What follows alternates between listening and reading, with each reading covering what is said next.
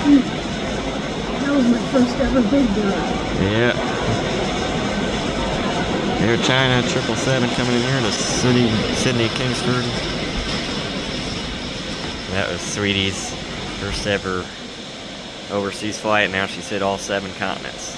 Man, that was 12 years ago? Yeah, I first started traveling. Oh my god. That was 2013. Yeah, I was just telling Rob how I was such a travel virgin back then. I brought like a cloth suitcase. I didn't bring any medicine. I brought all the wrong clothes. Man. Yeah. I've learned so much since then. Oh yeah. That's almost 12 years ago to the date, because that was February of 2013. Now we're here at Sydney Kingsford, getting ready to get on Qantas Flight 11 on an A380, going back to Los Angeles after an amazing week here in Australia, here at Sydney. And yes, we're eating McDonald's because it's always better in other countries. Oh yeah. It tastes great. Yeah, this McDonald's here, it's like a double-decker McDonald's. I did a video earlier, a short video. The kitchen is actually upstairs there, and then they put it on a conveyor and send it back downstairs. It's really cool, like a pulley system. But yeah, a great week in Australia here, doing some plane spot before we jump on the 13-hour flight back to LA.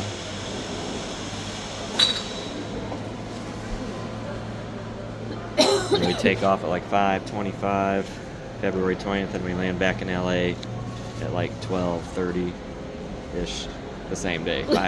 5 hours before we took off here. So we're leaving before we take off. Yeah, we land like 5 hours before we took off. We do fly all before we take off. We do fly all through the night. We still fly eastbound, so we'll have a super quick sunset and a super quick sunrise, but the international date line will end up reliving the same day again. Of course, we did skip February 12th when we flew down here, so it makes up for it. Even after 12 years of traveling, the international date line confuses the crap out of me. Thankfully, he's here to help me try to figure it out. Yeah, LA is a 19-hour time difference from here in Sydney, but it's really, your body really only feels 5, but the international date line makes it 19 hours, which is pretty crazy. Right now it is 3:38 p.m. here in Sydney. Right now it is 11:38 p.m. yesterday at home. Yeah, which means it took a couple of days for me to adjust. Yeah, which means it's 8:30 p.m. in LA on the West Coast where we're flying. 8:30 p.m. and 3:30 here in Sydney. Pretty crazy. You guys, the Thai Airways going out, probably up to Bangkok. I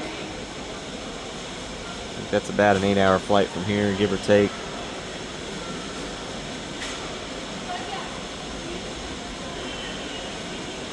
Yeah, 7,500 miles. So not since we're flying eastbound, there's it's not as long as coming down. Coming down it's about 14 hours, I think just under 14 hours. Going back, I think it's like 12 and a half hours. So we'll have that tailwind going back. Yeah, there it goes. Beautiful Thai Airways Dreamliner.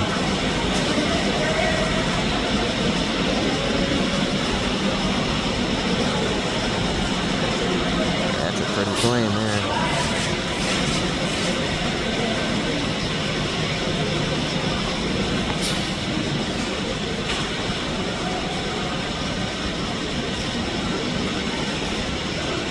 We do land about 10:30 our time back in Louisville, Kentucky. So yeah, we're going to be right at 24 hours of non-stop travel here.